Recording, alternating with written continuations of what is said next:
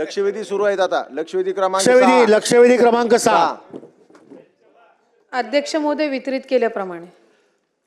अध्यक्ष महोदय, सन्माननीय सभागृहाला मी सांगू इच्छितो की लाडक्या बहीण योजनेला कुठचाही विरोध नाही आहे, परंतु लाडकी बहीण योजनाची अंमलबजावणी केली गेली त्यात मी लक्षवेधीमध्ये माननीय मंत्री महोदयांना हा प्रश्न विचारला होता की सदर योजनेत शासनाने केलेल्या पडताळणीत महिलांच्या नावाने 14,998 पुरुषांनी दरमहा 1,500 प्रमाणे 10 महिने लाभ घेतला, त्यांच्यावरती काय कारवाई झाली? महिलांच्या योजनेसाठी पुरुषांनी कसा काय डल्ला मारला? सदर योजनेमध्ये 14,998 पुरुषांची नावे कोणी घुसवली आणि त्याची पडताळणी न करता शासनाने चौकशी का केली नाही? दुसरं म्हणजे 8,000 बोगस लाभार्थी जे आहेत ते कोण आहेत? आणि तिसरं असं आहे की एकूण बोगस लाभार्थीची संख्या 26 लाख इतकी असून त्यापोटी 5,136 कोटी 30 लाख रुपये जे पुरुषांना गेलेत ते सरकार त्यांच्याकडनं परत घेणार आहे काय? आणि मंत्री महोदय, माझ्याकडे जे आकडे असतील ते मी आपल्याला सांगतो, मला करेक्ट करा की या सगळ्या याच्यामध्ये पुण्यामध्ये जवळजवळ 2,04,000 बोगस लाभार्थी सापडले. ठाण्यामध्ये 1,35,300 बोगस लाभार्थी सापडलेत. अहिल्यानगरमध्ये 1,25,756 बोगस लाभार्थी सापडलेत. नाशिकमध्ये 1,86,800 बोगस लाभार्थी सापडलेत. संभाजीनगरमध्ये 1,04,700 बोगस लाभार्थी सापडले. तिकडे कोल्हापूरमध्ये 1,14,000 बोगस लाभार्थी सापडले. मुंबई उपनगरामध्ये 1,13,000 बोगस लाभार्थी सापडले आहेत. नागपूरमध्ये 95,500 बोगस लाभार्थी सापडलेत. रायगडमध्ये मंत्री महोदय 63,000 बोगस लाभार्थी आहेत आणि बीडमध्ये 71,000 आहेत आणि लातूरमध्ये 59,000 आहेत. माझी मागणी एवढीच आहे की लाडकी बहीण योजनेअंतर्गत 5,136 कोटी 30 लाख रुपयाचा आर्थिक घोटाळा झाला आहे. तो घोटाळा ज्यांनी केला आहे त्याच्यावरती कारवाई काय करणार आहेत? आणि बोगस या ठिकाणी नोंदणी केली त्यावेळी शासनाचे अधिकारी त्याच्यामध्ये जे होते त्यांनी याला जी मंजुरी दिली त्यांच्यावरती शासन काय कारवाई करणार आहे? आणि आर्थिक घोटाळ्याची शासन चौकशी करून ऑडिट करून या संबंधीची श्वेतपत्रिका काढून महाराष्ट्राच्या जनतेला याची माहिती देणार आहे का? एवढे माझे प्रश्न आहेत. अध्यक्ष महोदय, मला आपल्या अनुमतीने सभागृहाला आणि सन्मान्य सदस्य महोदयांना या ठिकाणी माहिती द्यायची आहे की एकंदर जे काही लाडकी बहीण योजनेचे रजिस्ट्रेशन फॉर्म्स जे आलेले होते ते साधारणपणे 2,63,83,589 इतके फॉर्म्स होते आणि यापैकी साधारणपणे 2,43,82,936 इतके फॉर्म्स हे विभागाने ग्राह्य धरले. ज्या आकडेवारीचा 26 लाखाचा आपण उल्लेख केला ती क्रॉस व्हेरिफिकेशनसाठी माहिती व तंत्रज्ञान विभागाकडून ज्या आकड्यांचा आपण उल्लेख केला ती आमच्याकडे विभागाकडे प्राप्त झालेली होती. साधारणपणे महिला व बालविकास विभाग म्हणून आणि सर्वच सन्मान्य समोर बसलेले वरिष्ठ सदस्य आहेत, अनेक वर्ष त्यांनी सुद्धा मंत्रिमंडळामध्ये वेगवेगळ्या खात्यांमध्ये काम केलेलं आहे. एखादा विभाग ज्या वेळेला एखादी योजना आणतो त्यावेळेला दुसऱ्या विभागाच्या डेटाचा त्यांच्याकडे ॲक्सेस नसतो, तो आपल्याला त्या विभागाकडून मागवायला लागतो. उदाहरणार्थ मुख्यमंत्री लाडकी बहीण योजना ही महिला व बालविकास विभागाकडून राबवली जाते. नमो शेतकरी योजनेचे जे लाभार्थी आहेत यांचा लाभाचा डेटा जो आहे तो कृषी विभागाकडे असतो.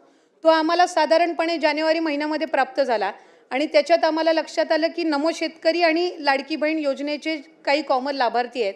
मग त्याच्यामध्ये त्यांना 1,000 नमो शेतकरीचा लाभ मिळतो आणि वर्षे 500 जे आहेत ते लाडकी बहीण योजनेतनं मिळतात. तसंच माहिती व तंत्रज्ञान विभाग असेल, शालेय शिक्षण विभाग असेल, अन्न व नागरी पुरवठा विभाग असेल, अशा वेगवेगळ्या विभागांकडे या संदर्भातली माहिती महिला व बालविकास विभागानेच मागितलेली होती. त्यानुसार माहिती व तंत्रज्ञान विभागाने साधारणपणे 26 लाखाचा डेटा दिला जो आपण या ठिकाणी आत्ता सभागृहासमोर मांडला. या डेटाचं आम्ही पूर्णपणाने क्रॉस व्हेरिफिकेशन केलं. क्रॉस व्हेरिफिकेशन करत असताना साधारणपणे त्या 26 लाखापैकी 4 लाखापर्यंतच डेटा असा होता की ज्याला रिवाईज स्क्रुटिनीची गरज होती. बाकी सगळे जे होते हे पात्र लाभार्थी होते, त्यामुळे त्यांना त्या पद्धतीने लाभ सुरू आहे.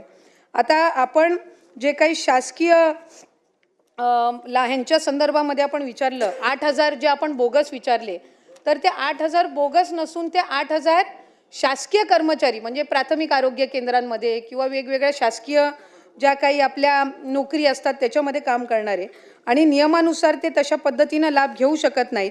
म्हणून या संदर्भातलं आम्ही सगळ्या जिल्हाधिकाऱ्यांना एक पत्र लिहिलं आणि त्याच्या रिकव्हरीचं काम त्यांच्याकडून साधारणपणे गेल्या 5-6 महिन्यापासून सुरू आहे.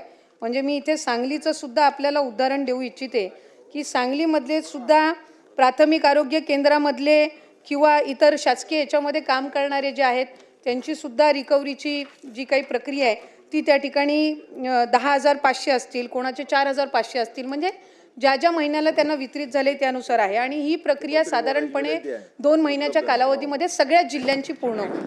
आता 12,000 जे आपण पुरुषांचं म्हटलं तो खरं तर आकडा साधारणपणे 12 ते 14,000 मध्ये येतो. ज्या वेळेला ही योजना सुरू केली त्यावेळेला निदर्शनास आलं की अनेक अशा महिला आहेत ज्यांचं स्वतःचं वैयक्तिक बँक खातं नाही आहे.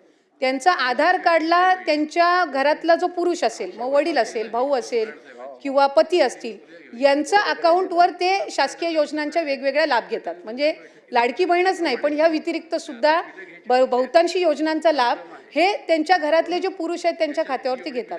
त्यांचं स्वतःचं स्वतंत्र खातं नसल्यामुळे त्यांच्या आधार कार्डला सुद्धा अनेक पुरुषांचे म्हणजे घरातल्याच पुरुषांचे अकाउंट हे त्यांनी लाभासाठी दिलेले होते.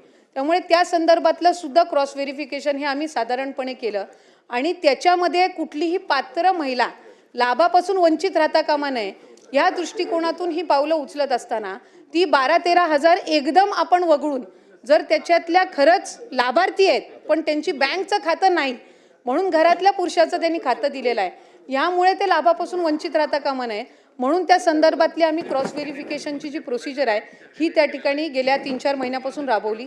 त्याच्यात बऱ्यापैकी अशाही केसेस आम्हाला आढळल्या की त्या खरंच बेनिफिशरी आहेत पण त्यांची अकाउंट त्यावेळेला नसल्यामुळे त्यांच्या घरातल्या यांचे त्यांनी त्या पद्धतीनं दिलेले आहेत. त्यामुळे अशा पद्धतीनं प्रक्रिया करत असताना KYC जे आपण सुरू केलं याला साधारणपणे आम्हाला 8 ते 9 महिन्याचा कालावधी ती KYC प्रक्रिया ज्याच्यात 13 बाबी पूर्ण कराव्या लागतात मग ती प्रक्रिया आपल्याला सुरू करता येत असते. तर ती आम्ही सुरू केली आणि KYC झाल्यानंतर याच्यामध्ये आणखीन जो सुरळीतपणा आहे या सगळ्या सबंध लाभार्थ्यांच्या संख्येमध्ये तो आपल्याला पाहायला मिळेल.